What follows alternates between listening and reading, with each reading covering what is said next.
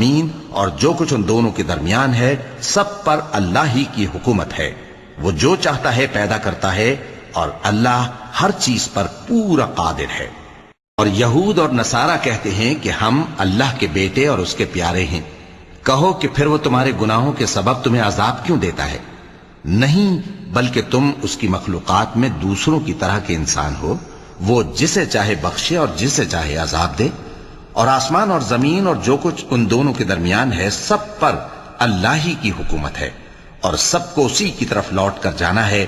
اے اہل کتاب، پیغمبروں کے آنے کا سلسلہ جو ایک عرصے تک منقطع رہا، تو اب تمہارے پاس ہمارے پیغمبر آ گئے ہیں جو تم سے ہمارے احکام بیان کرتے ہیں، تاکہ تم یہ نہ کہو کہ ہمارے پاس کوئی خوشخبری یا ڈر سنانے والا نہیں آیا۔